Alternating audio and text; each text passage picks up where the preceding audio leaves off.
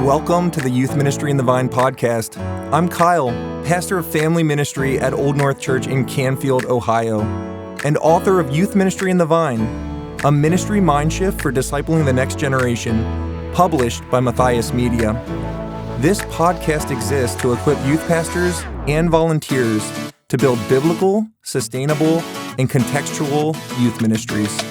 Welcome to episode 1 of the Youth Ministry in the Vine podcast. This first season is all about just welcoming you to the Youth Ministry in the Vine ministry mindset.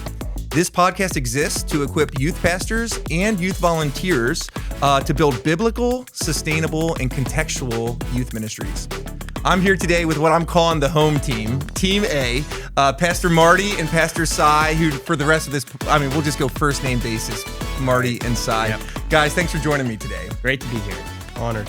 Now, the three of us have known each other for about 10 years. I've been a pastor at Old North Church for 10 years. Marty, I think I met you when I came to interview one time. You did. And I think I realized your sarcasm very quickly.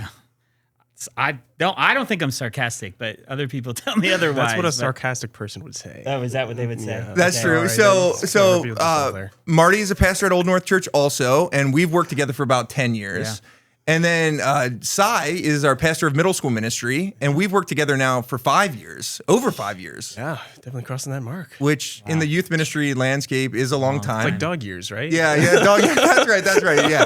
And so another thing that is fun about this conversation being the first one on the Youth Ministry in the Vine podcast is, Marty, you have 4 children. And all 4 either were or currently are in our youth ministry at Old North Church. Yes, and I'm very grateful. And I'm not just saying that. Like, it has been a great blessing and, of course, a great challenge, right? Yeah. Not only their PKs, but they know that when I go to the office, so to speak, I'm talking to their pastors. And so I've tried to guard that carefully, but it's, I would say, as a whole, been a net wonderful blessing. Yeah, and I think even for me, now being at the church for 10 years, I was thinking your 2 oldest kids are both freshmen in college now. And I have some pictures with them when they were really young and looked very different than they do now. But then just a week ago from the time we're recording, I was at a coffee shop nearby, and I recognized you weren't there, but I recognized it was your van, the Sweeney Mobile. And sure enough, it was one of your daughters got out and just yelled my name across, and I was like, wow, she went from being a little girl in the church to now in college, but still will say hi to her youth pastor. Yeah, it's a great blessing for you, right? Yeah. That she's after your ministry and she still goes out of her way to say hi. Yeah. That's great. I mean, I was able to survive. I think my first year, they were in 8th grade. Oh, yes. And some of my earliest memories are their very strong opinions on how dodgeball should be run. I don't know where they get their opinions, their strong opinions. I don't know. So this is episode 1 of the podcast. Again, the 3 words we're using to guide the whole thing, but especially season 1, which is just an introduction to this idea of youth ministry in the Vine, is we want to help youth pastors and volunteers, not just those who are paid, although we know there are youth pastors who are not paid, but not just the person leading the ministry as like the figurehead, but also all of those who are helping lead, volunteers also, to build biblical, sustainable, and contextual youth ministries, which I think leads us to, let's just talk a little bit about the youth ministry landscape. So here we are, we're 3 pastors. Marty, can you just explain for those listening what your role is at the church, but then also what you do with Matthias Media, which ties into this too? Yeah, thank you. So my role at the church is I oversee our apprenticeship program, and I think my official title is called Pastor of Training. And in one sense, it's a little bit of a misnomer because training is, we're all trainers, right? We're training people in righteousness with the Word of God, prayerfully dependent on the Spirit of God. But I have a specific charge to help think about, help our leaders think about how they can invest in others to have more gospel workers. Yes. And then specifically, we oversee an apprenticeship program where we bring in people, some from outside, some internally, to put them on staff full-time, to train them to what ministry looks like full-time, the rigors, the joys, the struggles, before they maybe commit their whole lives, the rest of their lives for that. And then tell us, so you do that, but then you also run Matthias Media. Yep, so Matthias Media is a publishing and resourcing ministry that really wants to equip disciple-making disciples, and both with the motivation, the persuasion to persuade them that all Christians are not just to be disciples, but disciple makers, but also to equip them with the tools that are Bible-based to help them read the Bible with someone else, train someone in evangelism, do evangelism, things like that. And so Matthias Media, as you heard in the introduction, is the publisher of the book that this podcast is coming out of, Youth Ministry in the Vine, and we'll get to that in a moment. But first, let's talk just about the youth ministry the youth ministry landscape, which Cy and I live in every day as pastors. You live in as a parent, but also as you're training people all across really the world to do ministry. You have kind of a unique perspective on the youth ministry landscape. So Cy, let's just start out with you. As we think about the youth ministry landscape today, what are a few things that come to mind? I think even just in the past week, I had several conversations with parents and students about how technical and online engagement is at an all-time high, but the social interaction is at an all-time low. And how the more they interact with AI, social media, video games, all sorts of things with media and things that are consuming their attention in that sense, they're kind of inversely related, right? The more you do that, then the less skills you get socially, and the less you're hanging out with other people, the less you're being with them, and you learn those little skills over time. But we're seeing an inverse relation there, and I think seeing that a lot. And these are even parents of middle school There's students. more and more younger kids I'm seeing have phones and smartphones and things that, I mean, when I was a kid, when I was younger, which I know was not quite as long ago as Marty, obviously that time was a little different, but still seeing younger and younger kids have phones. And the skills that they're not learning or are learning through that, but also the voices that they're getting through that, whether it's the YouTube algorithm that's feeding them. Those voices are so much louder to them now, and they're hearing anything and everything, which is kind of scary. Yeah, it's interesting just to say, I mean, I was a youth minister 25 years ago. So Marty, I wish. I mean, we could have been in your. I'm 35 as we record this, so I was 10 then. So I was too young to be in your youth group. Yes, thank you. Thank you. But it's interesting. I was listening to a talk from a pastor to other pastors. I was just listening on my way here in 1998. This is a guy named Peter Adam, and he was referencing a study, knowing that kids growing up watching TV are less social. So this is, in one sense, nothing new under the sun. Now, the unique thing is, of course, is that when I watch TV, I watch it with my family. In a room like this, almost. We're all together. We're talking. There is a huge difference. So it's like it's the same, but quite different. Yeah. Right. I mean, one of the biggest prayer requests I get now from parents is they want their kids to have good, godly friends. But not only is it part of this phase of life, whether it's middle school or to high school, that they're learning how to be friends and what that looks like, but I think it's only made worse. The problem is made worse when you have so much more technological advancements and AI and other things that replace some of that, but miss out on the benefits you actually get from being a person. This became real to me several years ago, and I think it was actually after COVID, because I feel like we could probably draw a line in youth ministry landscape, like before COVID and then after COVID. But I think it was after COVID where two kids in the youth group, a boy and a girl, were supposedly dating. And I say supposedly because I'm not sure exactly where that was, but they were supposedly dating, but I never saw them talk in person. And then as I was talking to their parents and just observing, I found out they were talking while playing video games together all the time when they were in separate houses where they couldn't see each other face to face. But then when they were together, they weren't able to really carry conversations on the same way socially.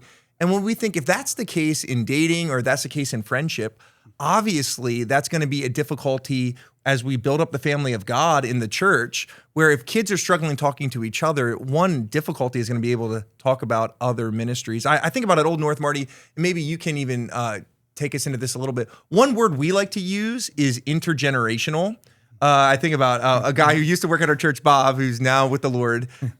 Just thinking about, I think when I look at the youth ministry landscape, so often in the past, and I think even present, youth are segmented.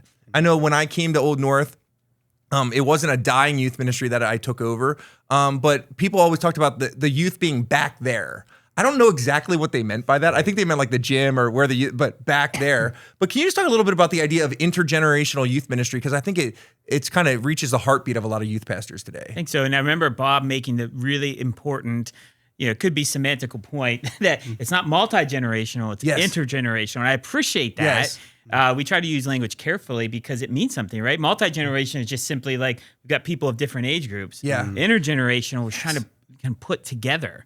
And I think, boy, it's what a blessing it is. I can just, again, speak to my the blessing that I have that people of all ages have invested in my children. Yes. Not just your age, Yes. your age, but people even my age, even older. I think we have Brother Terry or other like that who are, and it's great. Yeah, and I think just an example of this that I think those who are watching or listening, that is just beautiful is, so your son last year as we're recording this was a senior in high school, and we had youth ministry on Wednesday nights, and he's coming down, and Malachi and I, we read, I think, 15 books together outside of youth ministry, and we're just, the Lord was at work, but he got injured in either track and field or cross country. And I remember coming out of the youth room, going to the check-in table, and an older guy in the church was like wrapping his leg and like helping him try to heal from this injury. And like that was intergenerational. If we were just silos, or Cy and I use the terms Venn diagrams a lot. If we were just circles that were totally segmented, there would never be that crossover. And here, your son was getting spiritual input from a lot of different people, but then he's getting wrapped up, and he had ice on his shins, and it was like, wow, this is a picture of what happens when the family of God is intergenerational rather than multi-generational. Yeah, and I think about this. It's actually people look at our church, and because we have a dedicated pastor for high school or family, middle school, and they think, you guys can do something, but it's that we can't as a small church. Of course. If I'm a small church pastor. But actually on this point, I feel that it's actually the thing that's the hardest to do, because we have the resources and the space that just go be who you want, play your games in that room, and the rest of us can operate here quite physically, literally. And your example is such a good one, right? That we're all together, and it's a great blessing. Yeah, and I think even if we were to go beyond that, Cy, one thing you and I talk about, so the setting where we're working now, there are a lot of kids, dozens and dozens and dozens of kids. But we both worked in settings that were smaller before, and we would say, just like we would encourage anyone listening to this, there are big churches that are healthy and small churches that are healthy, but there's also big churches that are unhealthy and small churches that are unhealthy. The size of the church doesn't decide the health of the church. But with that, one thing we have to figure out a lot of times in youth ministry is, we want to be doctrinally sound, and we're going to talk about a lot of this in season 1 of this podcast.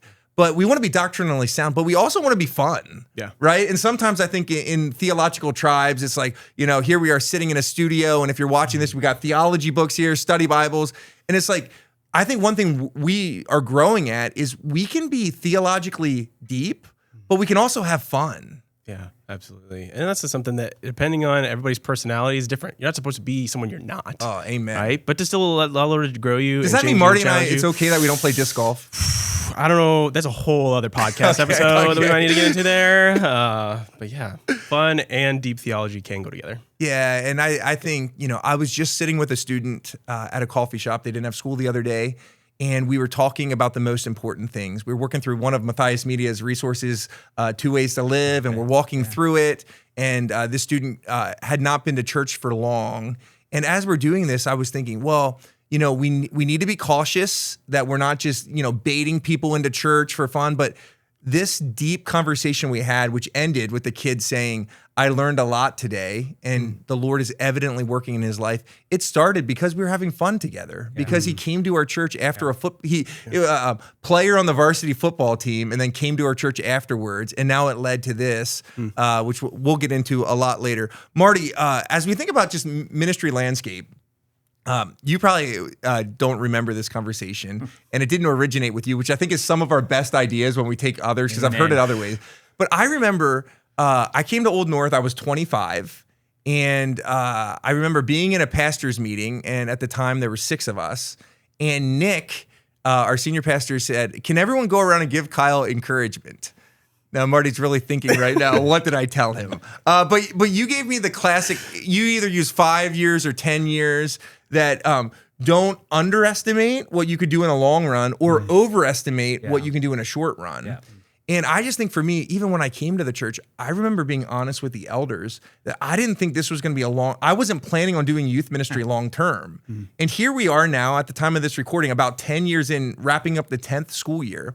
And I think you've had an interesting perspective, both as one of my coworkers and as a parent of kids in the youth ministry to kind of just see how, again, it wasn't dying when we got here, but you've just kind of seen how we've shifted culture as time went on. Can you just explain to the listeners what you've witnessed? Yeah, what I've seen is that the things that make up culture have shifted to be emphasizing the things that make up faithful ministry as a whole. Yeah. What I mean by that is that, of course, youth ministry is different, right? Yeah. Youth ministry is different, but in one sense, it's the same. Yeah. It's the same. It's word, prayer, and people. Yeah. Over time. And so what you guys have done is saying that, we know the word of God drives growth, and what we're after in students is maturity, and we have to have a fair, reasonable assessment. What is a mature 8th grader, Christian 8th grader, and a mature Christian 11th grader? And also, we also have immature, non-Christian 8th graders in the mix in the same. And so I think it's intentionality. Yep. It's word-centered without taking it. Sorry, let me say it this way. It's word-centered very seriously and soberly, but we've already mentioned this. We don't take ourselves too seriously and everything else. That's right. Because I remember, so I've been doing Matthias Media for 20 years, and I remember hearing people would call and say, hey, do you have resources for youth? And we would make some recommendations. But I've had other people call and we don't believe in doing fun. We don't believe in doing youth stuff. Like, we have our kids reading Puritan paperbacks. Awesome stuff. Right. But the youth ministry you guys have developed is meeting the kids where they're at, but also not leaving them there. Yes. And that then makes up a really important culture of, one, being intentional, serious, sober, and also fun and engaging of where each kid is at. Yeah, and I think one of my favorite things about our culture at Old North, and as you listen to this podcast more and more, is we realize that we don't have it all figured out. And so as we'll talk about the book here in a little bit, and as I've been writing it, I'm glad it's been a process over years of writing it, because God is teaching us and God is gracious in growing us as we minister to people. Which, one last thing I want to talk about the youth ministry landscape side, I want to just throw this out to you and have you respond, is one of the things I read about in the book and that I just say to people all the time is that the noun pastor is more important than the adjective youth.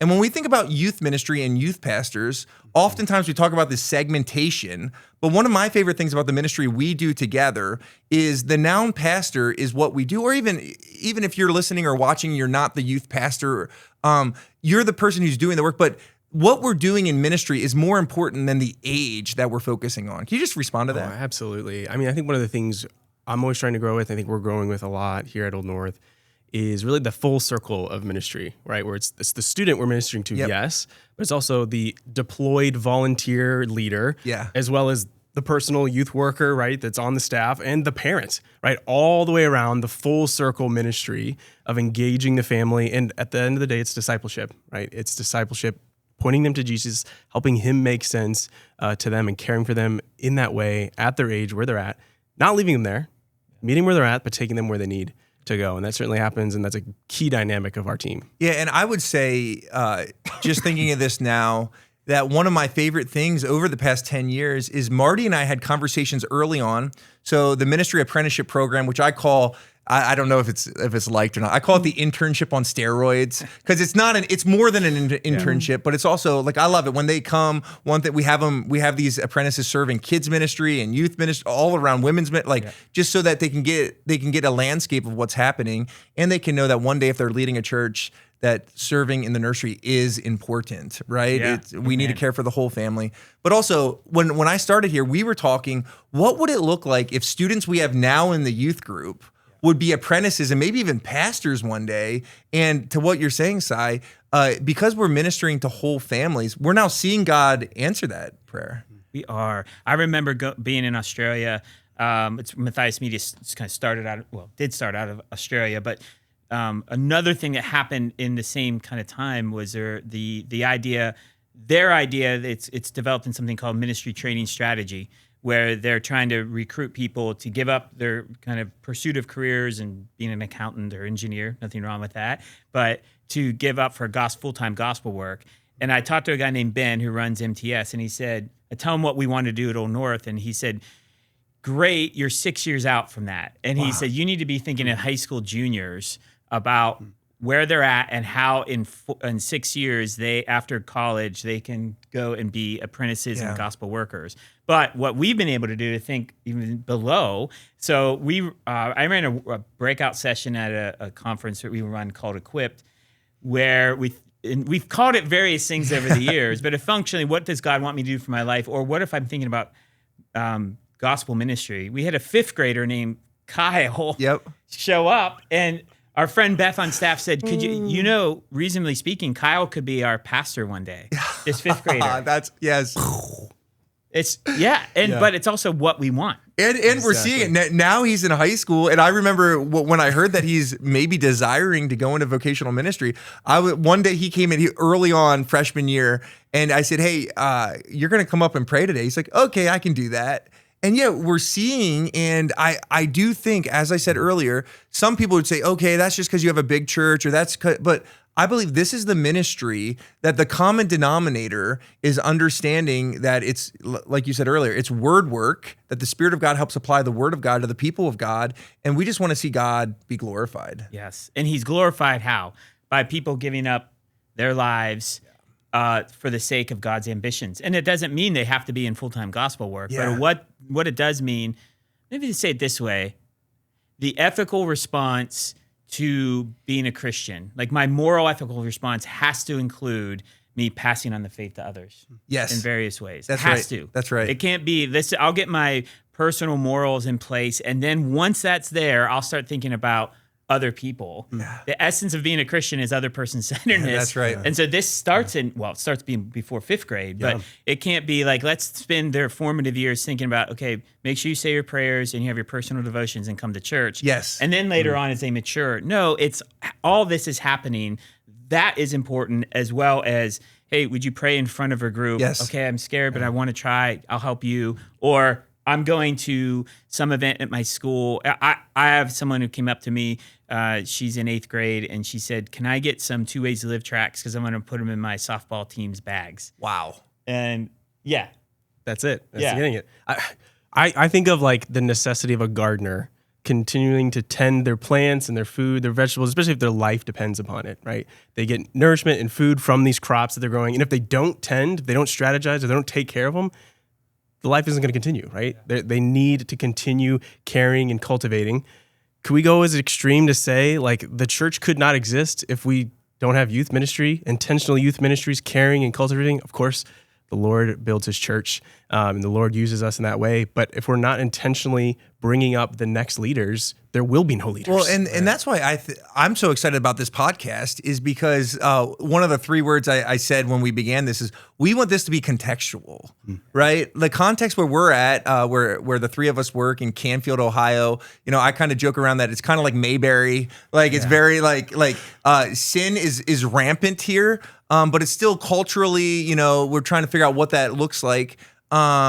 But when we think about that, we believe that if the common denominator is God using his word to change people, that can work in every context. Yeah. And like I heard a missionary one time who was on the other side of the world saying, like, maybe I could phrase it as, if they were doing this type of gardening, the ground was so hard where they were at, they're just taking rocks and throwing it, hoping that it breaks the ground, right? Like the ground context might be fertile in one area, not in others. But yeah, if we're not eyeing the next generation and thinking, what does it look like in 5, 10, 50 years? What are we really doing? And that's why I always say, I have a friend of mine, OG long-term youth pastor, only at 2 or 3 churches his whole time. But there came a time where his boss, the senior pastor at his church, was a student who used to come to his youth group. Yeah. And I always say that to me is just like a moment where it's like, even humbling for him, I'm sure, to be like, wow, now this kid, like I knew what he was like then, and now he's my boss. Yeah. But when the focus isn't on position, and when the focus isn't on what priority I have, but the focus is on, Ephesians 2:10, that God has the good work planned for us, that we should walk in them. Our goal shouldn't be to climb a ladder. Our goal should be to faithfully, Cy and I joke around a lot. Basically, when I get tired or overwhelmed, I just hold my breath and run through walls. Like resting is hard for me. But one thing that the Lord did over the past couple years is I was reading a resource, and it was talking about Ephesians 2:10. For we are the NLT uses the word masterpiece. For we are His masterpiece, created in Christ Jesus to do good works, prepared beforehand that we should walk in them. And I think it's intentional that obviously the word walk is used here because we're not trying to force something. God already has it planned, and we should walk in it. And so let's transition this thinking about this podcast called Youth Ministry in the Vine. That's because Marty, Matthias Media, Marty came into my office one day and said, Kyle, can you maybe write a resource for us? And it was shocking. Tell me why you asked me to write a resource. Okay. So this actually could, in one way, we could have a really good conversation about ministry models. Let me just pause on that. But let me say, the reason I asked you is because I think that the Trellis and Vine, which we'll explain here in a minute, is a book. Yep. Is a book. Got it right here. Got both of them. Yeah, is a book. And the thing I say all the time about Trellis Vine, it's not a model of ministry. Yep. It's a framework, a mind shift to thinking about ministry, thinking about what are the key ingredients for ministry, whether it's for 5th graders, 12th graders, 45-year-olds and up. What are the retired people? It doesn't matter. The same thing happens, right? Yep. And so that is really hard, and I think it's especially hard in youth ministry landscape. So this dating me very much so, but when I got into youth ministry... You say 1900 again. That music's going to play in my mind. 25 years ago, not quite. I read a book that talked about the models of youth ministry, and there was like the attractional model, the safe space model. I don't know if that's still kind of in the parlance. Still in the conversation, yeah. And that's all fine and well, can be helpful. But what I think it's similar to our previous conversation. What I think happens is we think, okay, my goal is to find the right model that best fits my context and do it. The problem with that is it never quite works out that well. Yeah. We're not trying to instill a model of ministry. We're trying to have the right framework and the ingredients, and then from there contextualize. And while that might not seem hugely different, it actually is. And so what I saw in what the youth ministry was going on at Old North was that it had the right ingredients of ministry. Personal ministry around the Bible, depending on God in prayer for His Spirit to work, and involving people more than just you as the leaders. And so I said, Kyle, I thought Kyle gets it, and we need youth ministries to really get it. Yeah. So that's why. Yeah, and it's kind of a full circle moment for me. So here I'm holding the Trellis and the Vine, which is called The Ministry Mind Shift That Changes Everything by Colin Marshall and Tony Payne.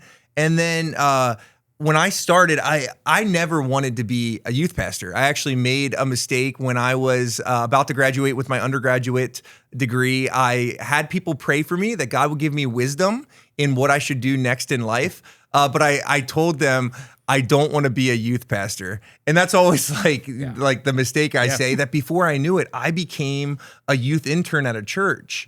And I was assigned a big stack of books to read, and on it was The Trellis and the Vine. Well, I wasn't intending to stay there, but as the internship went, all of a sudden I realized this could be a long-term thing, and they hired me as a youth pastor, and the books got put aside, and I had to start planning for the fall, and this is what's going to happen.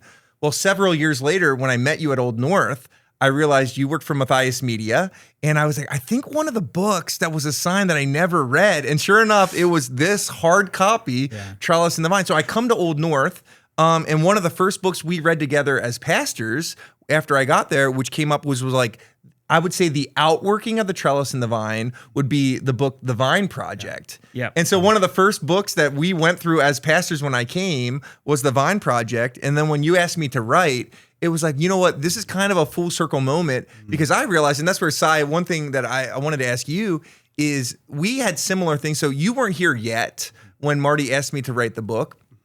But then several months after that conversation, you came And I don't think you had read the book before. No. But one thing I witnessed with you is this idea, this framework, kind of gave you language to what you were already doing, and you kind of dove in head first. Yeah, it made it super easy to, again, if it's not built around a person, right? We're not building our own ministries as a church, but continuing after the gospel and word centeredness. So it gives you language to help train people, to help build people up, and help them too see the vision down the road of where they're going. I mean, it's crazy. I mean, just past couple of weeks, seeing one of our leaders, it start to click for them, and they were teaching and getting a little frustrated with maybe one of the other leaders, and you know, kind of wrestling through some distant things. I was like, hey, that was you, by the way. That was you 5 years ago, 4 years ago, right? And it takes time. We all take time and patience and prayer. But for everyone to have the vision and the understanding of, hey, it's more than us, it's bigger than us, and to help people process that. It made it easy. Yeah, and so this idea, we have the Vine Project, which is the outworking of Trellis and the Vine, and the book that Marty asked me to write, which eventually is titled Youth Ministry in the Vine, a ministry mind shift for ministering to the next generation. Marty, can you help those who are listening or watching just kind of know this idea of the trellis and the vine? We got that's what we have. Yeah. We have the trellis and we have the vine. Right. And for us, we kind of know it. And there is a great value of shared language. When we say trellis and vine, we immediately know what we're thinking. And that's a great benefit, as I've heard from hundreds of churches read through this in their leadership teams or youth ministry teams, and just having shared language. Right. But okay, if you don't know what this means, what does it mean? As a whole, I mean, very much in a nutshell, trellis and vine represents the things that ministry represent. The vine is the growth of the gospel as God's word is proclaimed, taught, discussed to people, applied by the Spirit. Over time to point people to be more Christ-like. So you think about the Word of God to the people of God, or the people who we want to be of God, over time, such that they become more like Jesus. Right. I know it's like simple. When we also like, well, the author Tony Payne, who I know quite well, will say when he wrote the book, he's like, we never thought it was going to be a big deal because we're just saying the plain, dumb, obvious, as he says. No offense. But he said, we're just saying the plain, dumb, obvious is that ministry is about word, prayer, and people over time. But so that the vine work represents the idea that as we apply the word of God, teach the word of God to people, God will grow them through his Spirit over time. Yeah, and so at Old North, a lot of times we call the vine work, we call that people work. People work. Right. Yeah, so it's not just like being in a good relationship, right? Like we're all working with different, on a spectrum. With some people, ministry is teaching the Bible. And to those people, I want to say, no, you're not teaching the Bible, you're teaching people. Right? Because that's your goal is not just to teach the Bible. That's right. Your goal is to teach people, and we use the inspired, powerful Word of God to teach people. But on the other side, we have people who are naturally really relational. But when we say, but what is, as Paul instructs the people in Colossians, right, that make the most use of your time, let your speech, your words always be gracious, seasoned with salt. So it's the both thing. Gracious, a good, kind, gospel collegiality and congeniality, but also seasoned with salt. And so vine work is that salty, distinct, gracious people work that point people to God. Then maybe you say, but how does that happen? When does that happen? Where does that happen? We would say that's the trellis.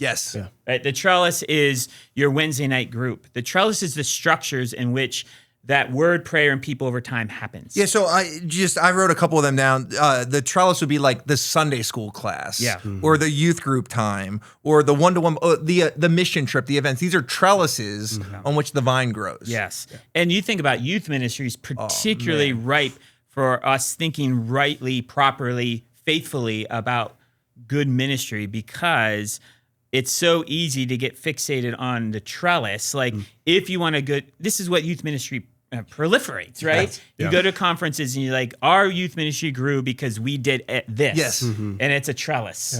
And it could work temporarily, but it really comes back to, are we after the right growth? Trellis growth would be, we got a lot of kids. Vine growth is, we've got kids who are growing to be more like Jesus. Yeah, and I think this, as I was writing, it came to life to me. Olivia, who was working at the church at the time, now she still serves as one of our volunteers. We're talking about this. I'm writing, and she said, "Kyle, I have this garden, and I had a plant that could have grown more, but I didn't have a trellis." And it just kind of helped things come to life, where it's like the plant in the garden, there was growth, but if there was a trellis, it could have grew more. Yeah. But at the other extent, we don't usually put trellises out there just to have trellises to look at. That's not normally what we have, right? The trellis is there for the vine. And so that's where, when we think about this idea of trellis and the vine, Marty, you've now, through Matthias, trained a lot of people. What do you see as, when you're training people, and some of them might be youth workers or just ministry workers in general, what are kind of light bulb moments that you see happen when you share this idea of trellis and vine? I think couple light bulb moments. One would be that ministry is about. I say this to be a little bit provocative, but it's still true. You're allowed to. You're allowed to. Marty. Sorry. Ministry is one of the things you're trying to do. Let's just say, as a youth minister, is to always figure out how to replace yourself. Yes. Meaning, what's underneath that is that it's not about a personality driven. Yes. Now, of course, God uses personalities. You're different than me. Yep. And praise God for that. Yes. You probably are looking at me. Well, thank our God wives are happy, Marty. Right. Thank God for that. So it's so one light bulb moment is to say, "Great, Cy, you're really doing well. Praise God. Keep going. Who's going to replace you?" Yep. Mm-hmm. But then you get underneath even that and say, I must build a youth ministry trellis that has to be transferable, regardless of who's in charge, regardless of the budget, regardless of the circumstance. And so then it gets you thinking about first principles, right? And that's where I think the light bulb goes off, is like, what are first principles of ministry? And again, it's back to what I said earlier, word, prayer, people over time. And so those are light bulb moments, people thinking that, you mean I don't have to do what they're doing down there? Correct. Well, you might be able to learn something, and there might be some really good, wise things that they're doing that you could bring over, but no, you don't. You have to do what's best for the people in front of you, so that the vine grows. Yeah. And vine growth is not measured necessarily by numbers. Yeah, and Cy, we see this all the time as we talk to youth pastors and youth workers. And it's so encouraging to me and calming, really, as a youth pastor, to be like, wait, this comparison culture that we get in so much in the West, kills that. Yeah. And even in churches, that happens. And I kind of want to throw a question back at you, Pastor Kyle, since you've seen so much and know so many. I think of the youth worker right now that's maybe even listening to this, and they're like, well, crap, I have too big of a trellis, or I have no trellis, or they're like, man, we're so siloed. I don't have intergenerational ministry going on right now. And they're just kind of overwhelmed. What would you say right now to encourage them, calm them down in light of all this trellis and vine language and where we'll be going? Yeah, I think that the reason this framework works, especially well in youth ministry, is if you're willing to stay long enough, or even we'll say intend to stay long enough, if you're willing to stay long enough at one church, you don't have to blow everything up right away and start over.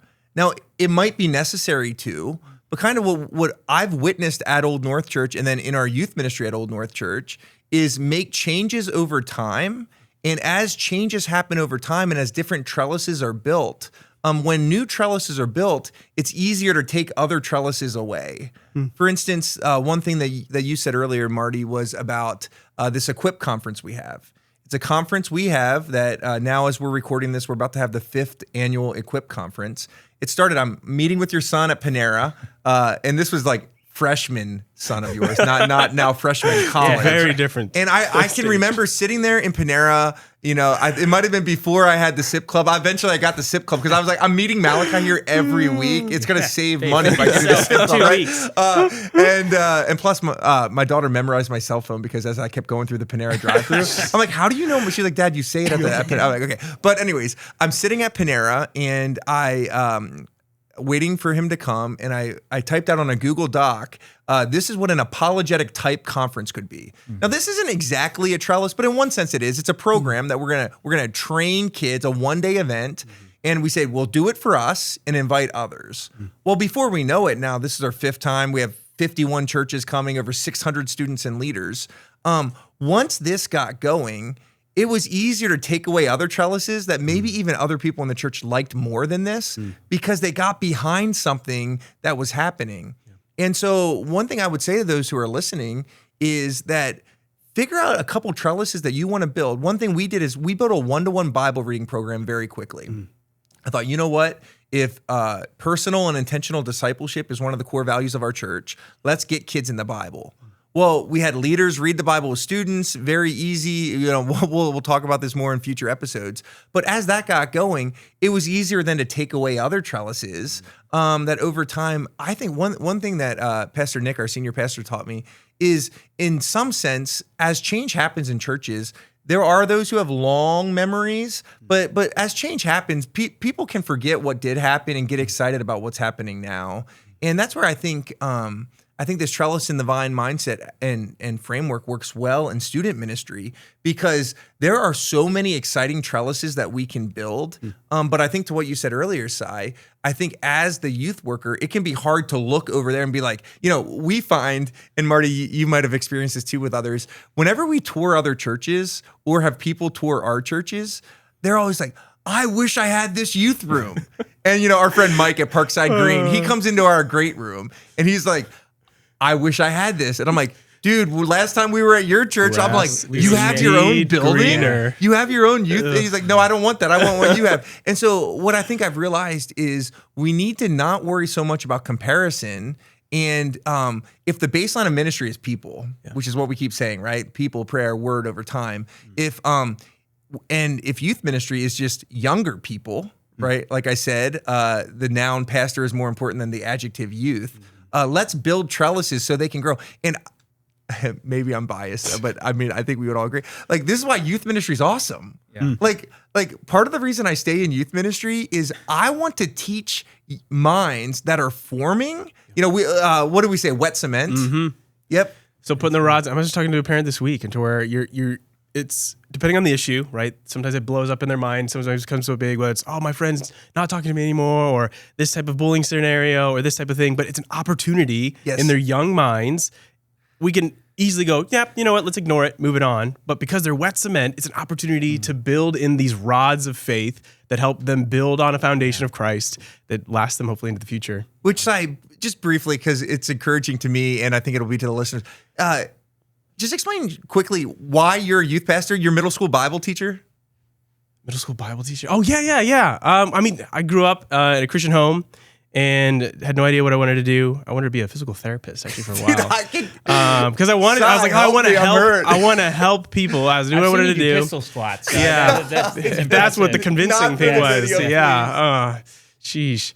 But seeing, one of my teachers exemplify the care and the intentionality of pouring into us, I was like, I want to do that.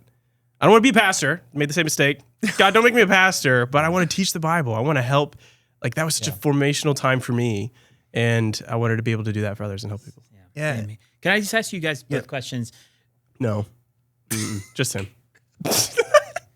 You guys both grew up in church, in good, solid Christian churches. Yep. What's something that you would say that, because it's easy to think about back, and I had the same thing of things that I was part of in my youth ministry growing up that I rejected. Yep. Like, I don't want to do that. But what would be something that you have done, respectively, that is very similar to something you grew up with, but because you have maybe a more robust philosophy of ministry of what we've been talking about, it looks similar, but it has a different emphasis, or it takes on a different shape or form because of that. And maybe that's too much on the spot, but because that's the question's driving at an idea that this thinking doesn't necessarily mean redo things way differently than other people.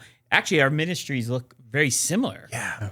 But they have a different, I don't know, the guts of them are different. So I don't know if there's... Yeah, I think for me, one thing is I didn't realize how good of a youth ministry I grew up in until I became a youth pastor.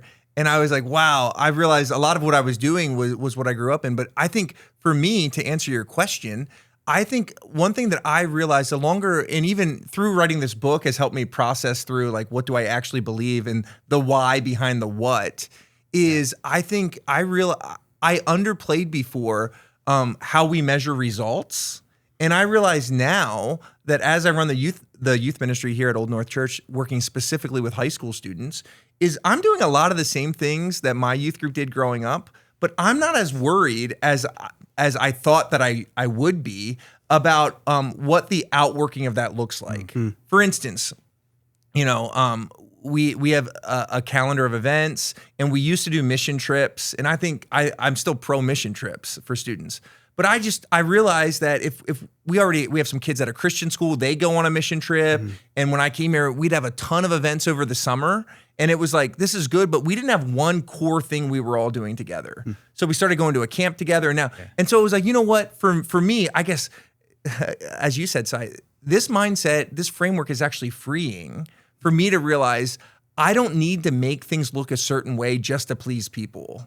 I don't need to have a mission. Like, I think one of the best things my youth group did growing up is we had a 3-phase mission trip. You first did a local one, and then you did one national, and then you went international. Like I did Evangelical Free Church of Hershey. We would do like vacation Bible schools. So we'd stay at a local campground, then go do vacation Bible schools. Then I went to New Orleans and did hurricane relief, and then I went to the jungles of Peru, like legit far out. They'd look at me and be like, you are taller than anyone we've seen, like as a high schooler, but like local, national, internet. Like I would love to have that on our calendar right now.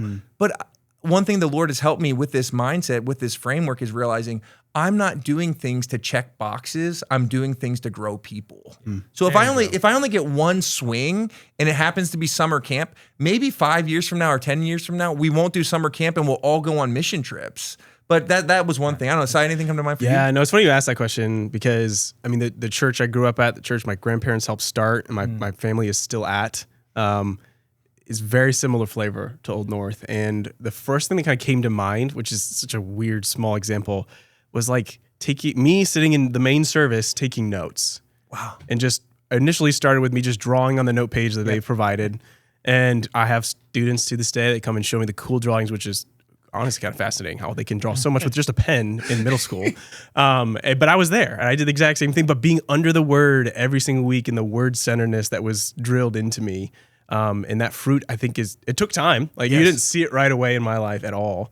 But because those rhythms were set in place from my family, from my church, that continued to produce fruit. And really, I could probably reflect on this question for hours and realize, wait, that's where that comes from. Yes, that's right. And so that was just kind of the first thing that came to mind for me. So that's a great question.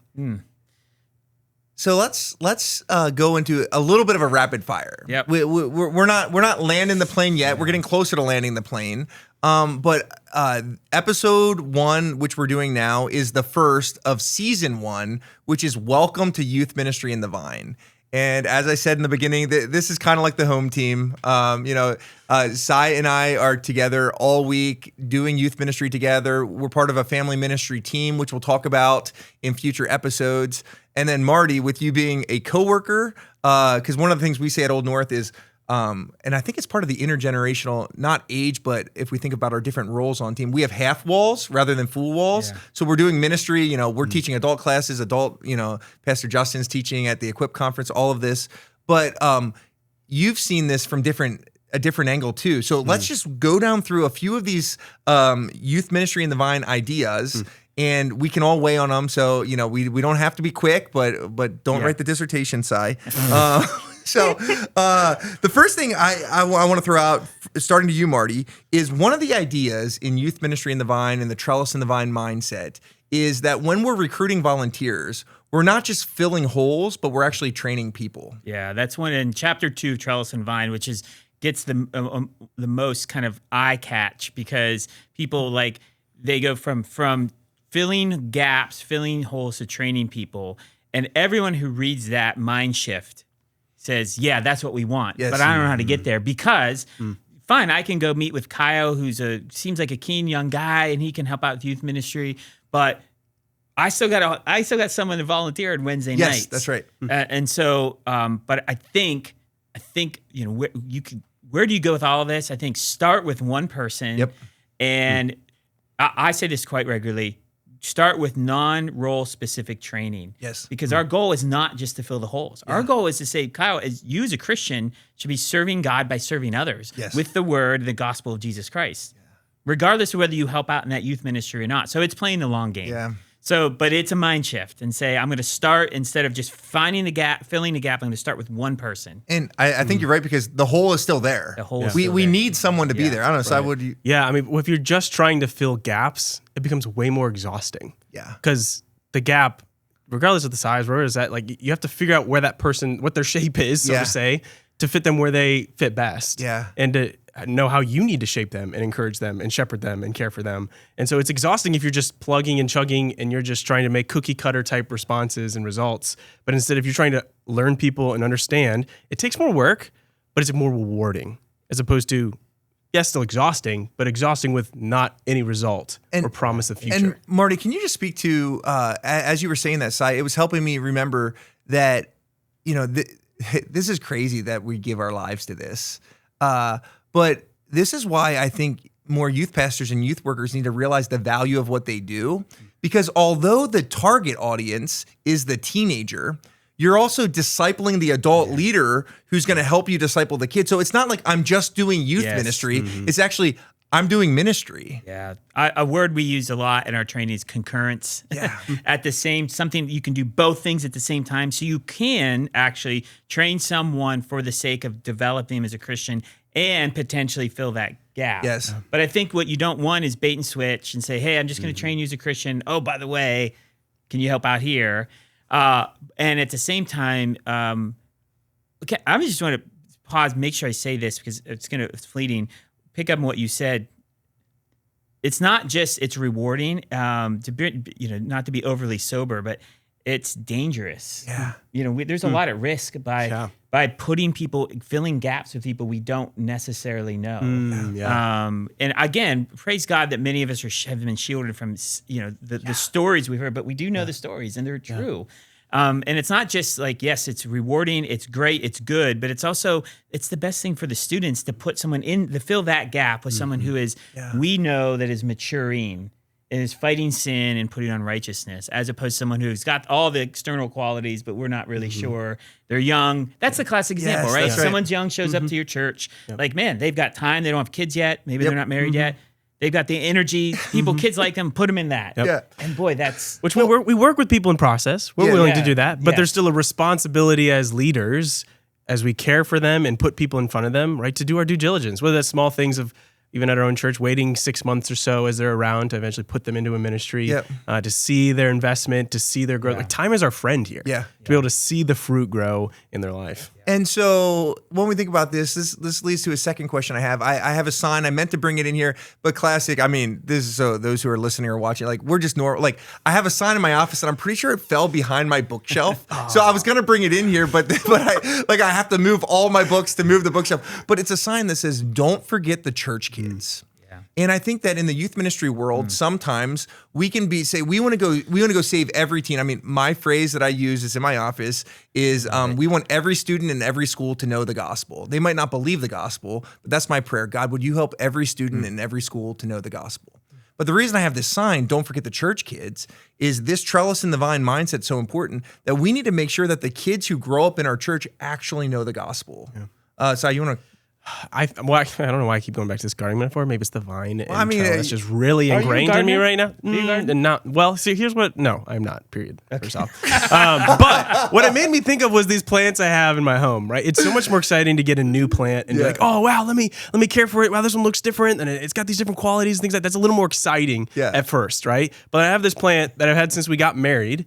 Just this whole like generational thing of getting passed on, and I'm like, I kind of want that plant to die because I'm just done taking care of it, right? And that kind of sometimes how we treat students. We're just like, man, it's easier, it's more exciting when there's a new thing. It's a new student. Wow, they're really on fire for Christ right away. There's a lot of quick growth, but then something that's maybe older or takes more time with longer people, or you don't see the quick growth that you saw at first, right? It gets more discouraging and more challenging.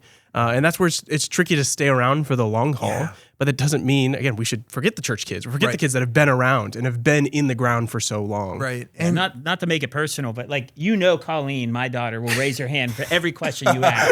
Every time. I can count and so on her you're like, for sure. I know that. And I know you care for her. So, but there is a sense you're like, it's exciting when that kid who never raised hand. Right. And of course there's a truth to that we want to honor. Right. But it is rightfully so easy to think, like, I know she'll raise her hand. Right. What about these people? Yeah. And it's so crucial. So let's switch from thinking about those who already are Christians. We'll do an episode here in season 1 thinking about those who are not yet Christians. We need to engage and evangelize them.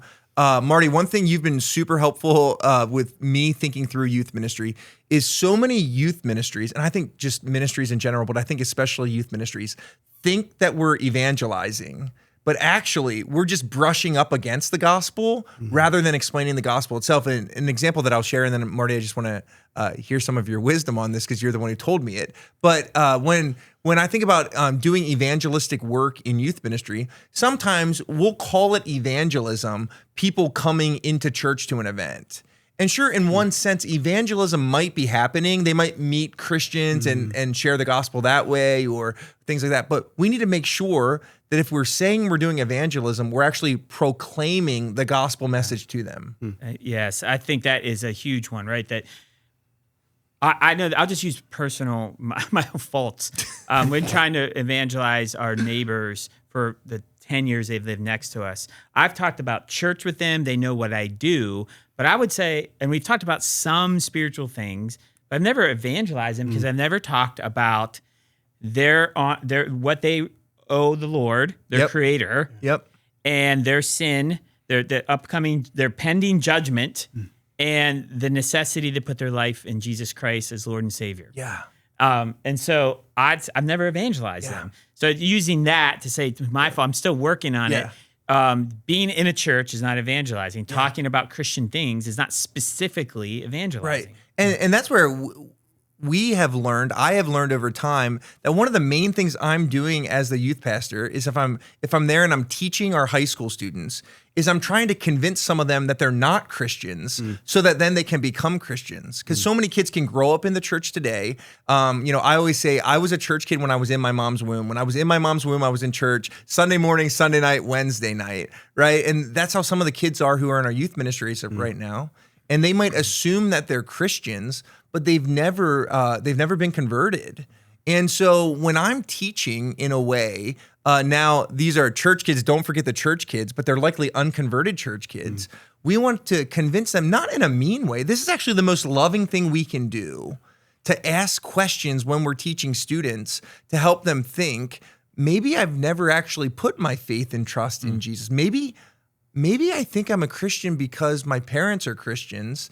And we want to make sure, A, that we don't forget the church kids, but B, that both in our outreach events and in our week-to-week teaching, that we're actually proclaiming the message of Jesus Christ. And really, they're getting evangelized in a general sense every day, all the time. Yes. There's always other news that's getting blasted at them, other messages they're told to believe and to trust. And so, especially some that are even closer to the gospel than we'd like it to be, whether it's a self-help idea or angle, but we want to be very explicit and clear on what the Bible is explicit and clear on, or else we're doing them a disservice and really failing them as their leader. That's why one of the questions I think is especially, I like asking this for anybody. Of course, the question, how you became a Christian is great. Yes. Of course. But I also like asking, how are you growing as a Christian? Because that showcases, like, you're growing as a Christian as you think about and apply the gospel every day. Yeah. And, it would be fascinating to hear what an 8th grader would say, what an 11th grader would say is, how are you growing as a Christian? And some of them, we know, with like, I don't know. And some of them would really get it. The other thing too, just on your point, is I think he got this from someone, but I heard it first from Don Carson, right? The first generation contends for the gospel. The second generation assumes the gospel. The third generation gives up the gospel. Yes. And so his point is never assume it. And the guy who kind of inspired the Charleston Vine thinking, of course it's the Bible, but the one that Tony and Colin Marshall, co-authors of the book, lived under, is a guy named Philip Jensen. And he spent 50 years doing campus ministry as well as pastoring. In Australia? In Australia, in Sydney, Australia. And he would always say, the most charitable thing you can do for someone is not assume they're a Christian. And it's always one of those, wait, what? But his point is, because if you assume they're a Christian, you won't speak the gospel to them. Yeah. But the most loving thing you can do is we think that's counterintuitive. It can be mean. But if the gospel is the greatest news ever, how could it be mean to say it to someone? Yeah. And then another layer of this is why we are set aside to do gospel work, is we get the charge to creatively think about the many different ways we can say the same thing. Yes. Of course, when we say preach the gospel, teach the gospel always, we're not saying use the exact same words. Yeah. Even as much as I love 2 Ways to Live, we wouldn't say just read 2 Ways to Live every week. Single time. No, but we still preach the gospel every time we open our mouths with the word of God. It's just our charge is to be faithful and creative in doing that. Yeah, that's so good. Which ties in well. The last phrase I want to do in this rapid fire before I ask you guys each one last question is in Trellis and the Vine, this framework, which how did you land on framework? I just, it's different than model. Yeah, I don't like the word framework. This is a bonus question. I don't like the word framework, but can't come up with it. Yes. Basic, because framework is the idea is like the framework has to be there. Yes. Whether you want to put up, Yeah, they're building a wall in my house right now because we just Do you want a drywall? Do you want wainscoting? Do you want plaster? Like, that's up to you. And make the base decision what you want. But the framework has to be there and be the same. Okay, so I can't come up that with framework, a a phrase that is within that framework that comes out of one of the books that we've talked about is that I just want to throw out to you guys is not just solving people's problems, but helping them make progress. How does that tie into youth ministry, Si? Helping them make progress. I think, it's the old adage of teaching them to fish and not just giving them a fish, right? Because you're preparing them for hopefully Christian maturity for the years ahead. And as they're wet cement, as they're growing, as they're at this key time, right? You want to teach them those skills, the biblical skills, the Christ honoring bent to their life that they can learn at a young age and should learn at a key time of their life too. How about you, Marty? My quick would be to say that having anyone not looking at pornography, not gossiping, not cheating, that's not growth. That's euphemistically it's preventing negative growth. Okay. But so like just getting them to put off, Paul uses put off, put on language. So we want to not just help them not sin, but to actually pursue righteousness. Yeah, it's almost like I think of my own upbringing in my church and in my family, and then how I tend to lead students is I can accidentally actually create little Pharisees. Yeah. Like you just said, where they know what to put off, but they don't know what to put on. Yeah, and I think I'm doing well. It is. It's a huge part of it. Absolutely. So back to what we were saying before, though, my ethical response, my response to the gospel is not just put off, but it's how can I proclaim Jesus? How can I bring everyone with me in the pursuit of righteousness? How can I do all these things out of love of God and love of others?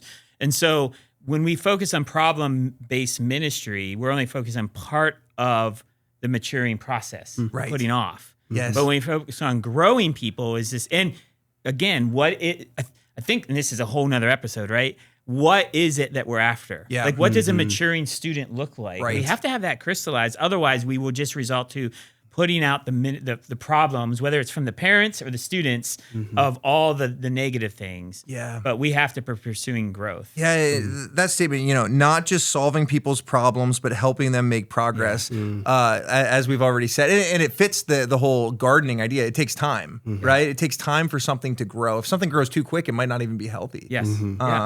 So...